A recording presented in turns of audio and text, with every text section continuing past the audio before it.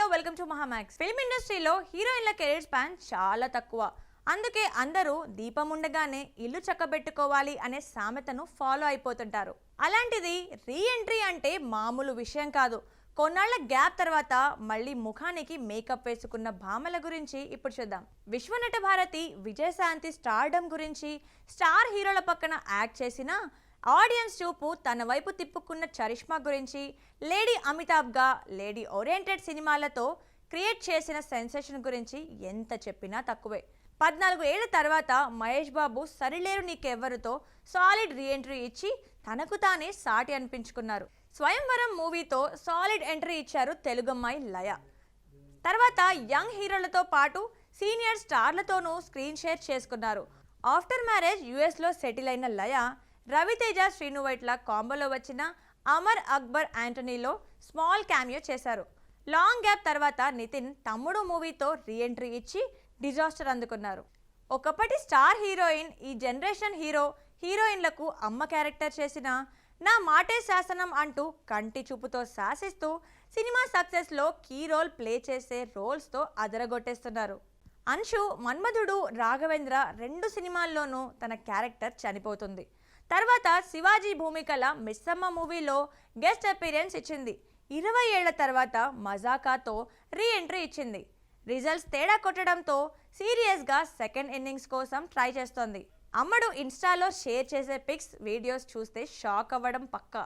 హహా హాసిని అంటూ తెలుగు ఆడియన్స్ మనసుల్లో చెరగని ముద్ర వేశారు జెనీలియా.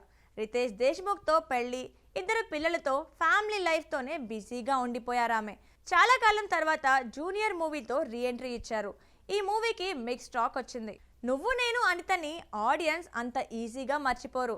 తర్వాత ఆ రేంజ్ సక్సెస్ రాకపోయినా తెలుగుతో పాటు హిందీలోనూ కొన్ని మూవీస్ చేసి ఆఫ్టర్ మ్యారేజ్ బ్రేక్ తీసుకున్నారామె. లాంగ్ గ్యాప్ తర్వాత సుహాస్ హీరోగా చేసిన ఓ భామ అయ్యో రామతో మళ్ళీ కెమెరా ముందుకొచ్చారు.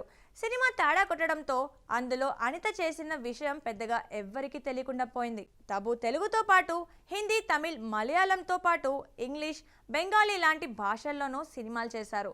బాలీవుడ్లో రెగ్యులర్గా యాక్ట్ చేస్తున్నారు. తెలుగులో అలా వైకుంఠపురంలో రీఎంట్రీ ఇచ్చారు. ఇప్పుడు కొంత గ్యాప్ తర్వాత నాగార్జునతో స్క్రీన్ షేర్ చేసుకోబోతున్నారట. నిన్నే పెళ్లాడతా, ఆవిడే మా ఆవిడతో పాటు సిసింద్రిలో ఓ పాటలో మెరిశారు. నాగ్ 100వ సినిమాలో యాక్ట్ చేయాలనుకుంటున్నట్లు డబ్బు అడిగారని రీసెంట్గా నాగ్ చెప్పారు.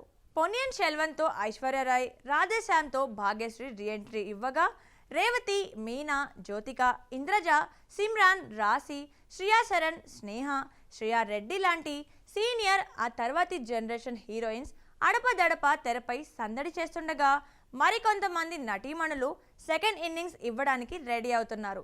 తమ పాత్రకు ప్రాముఖ్యతతో పాటు కథను మలుపు తిప్పే కీ క్యారెక్టర్స్ వస్తే సత్తా చాటాలని ఆశిస్తున్నారు. సో రీఎంట్రీ హీరోయిన్స్ గురించి చూసారు కదండి. మరో ఇంట్రెస్టింగ్ ఎపిసోడ్తో మళ్ళీ కలుద్దాం. Keep watching Mahaa Max.